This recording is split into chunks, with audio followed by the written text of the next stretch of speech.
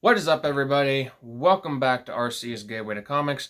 Today we are going to be continuing our look into creating a story. Now, something that we have already covered is giving these characters roles. And one of the most important roles in a story is the role of the antagonist. The reason the antagonist is one of the most important is because it balances out the role of the protagonist. You have the good versus evil, and you have that battle going on between them. They're constantly butting heads and driving the story forward. Whenever it comes to the antagonist of your story, they need to be either at the same level as your protagonist, or they need to be above them.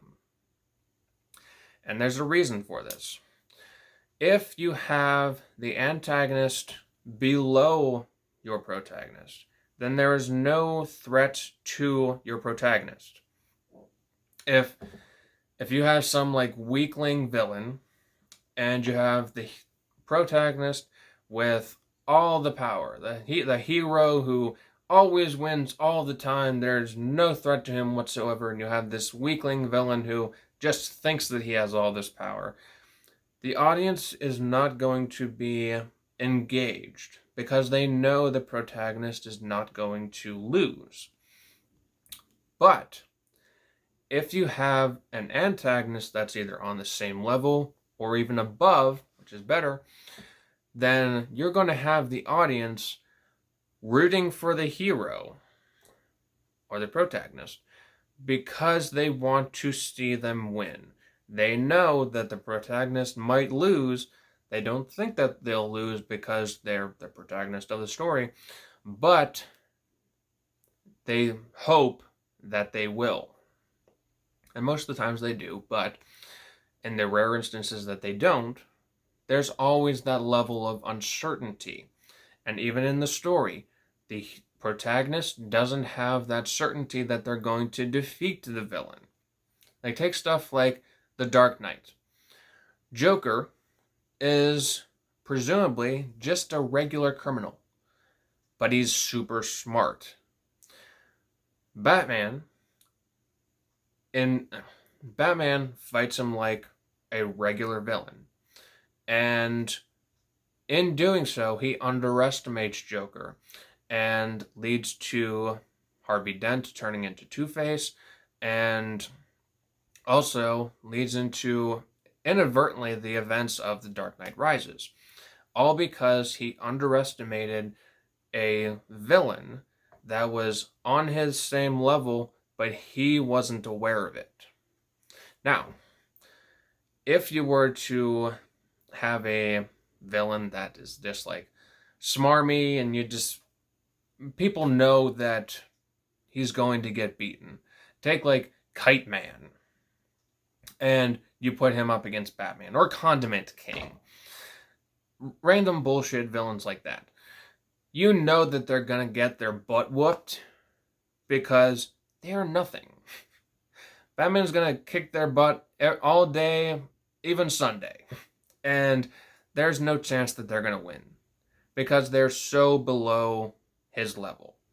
But you have these villains that stick around for a long time. They become fan favorites, and all of the stories that involve them are very highly acclaimed, and they're ones that people keep coming back to.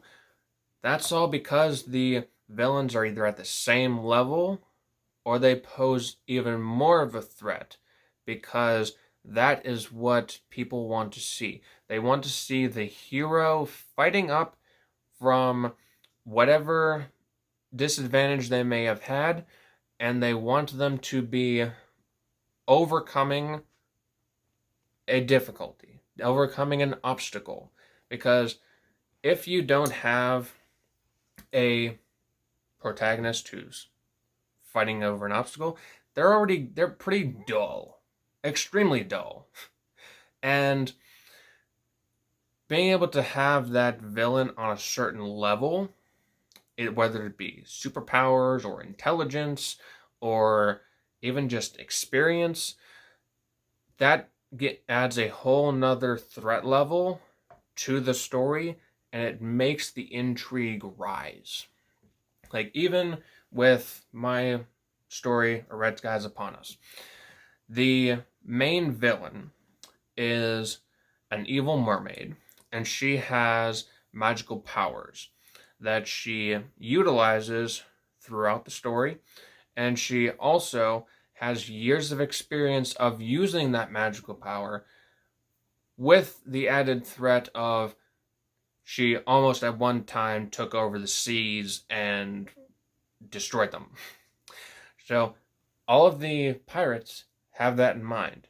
They don't have magical powers. They're the protagonists of the story, but they don't have those powers. They just have their ship, the Red Sky.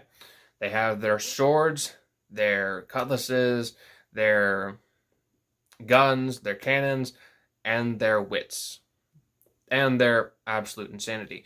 But all of that is going up against years of experience of using magic, a pretty much otherworldly presence that they have never experienced. And if you go into this story, then you're going to hopefully want these pirates to overcome this extremely difficult obstacle and be able to move past it. Because I put Auroras, that's the mermaid's name, I put her on a level that is so far above them that they are going to need everything that they have to overcome her. So they need to better themselves and reach a higher level so that they will be able to defeat the villain. So it makes them better, and by them fighting harder, that also makes her fight harder. So this leads to a level of intrigue in the story that I think works quite well and builds into the series overall. So that is something that you need to definitely keep in mind whenever it comes to deciding on your villain, because even in some of my own stories, I have started out writing a villain just as like a little skeevy like rat, and as I'm writing it, I think to myself, wow, this character can easily just be blown out of the water. I need to find a way to make him actually threatening. And in doing so, I take that villain to a whole nother level because I actually want the audience to see this guy as a threat. I don't want him to just be something that can be swatted away and disregarded once you turn the page. Because, in my opinion, that is the sign of a bad hero, of a bad antagonist. And whenever you take a look at classic stories, you definitely see the threat behind a powerful, experienced, and utterly psychotic antagonist. Even ones that are just a tiny bit above a hero, ones that make a hero work, are the ones that keep bringing people back. And that's something that I want to keep in mind for all of my series, and I want all of you guys to keep that in mind as well. Villains or antagonists should be threatening, and they should be at least a little bit above what your hero is capable of handling, because that intrigue and that mystery behind it is going to keep people coming back. Do you guys agree with my assessment of antagonists? Let me know down in the comments section below.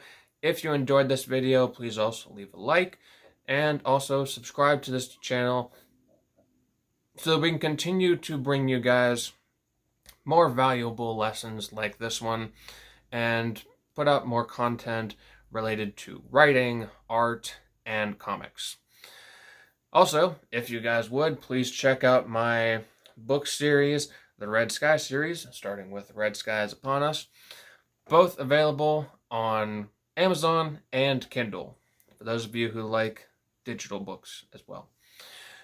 Thank you guys all for watching, and I will see all of you in the next video. Peace out.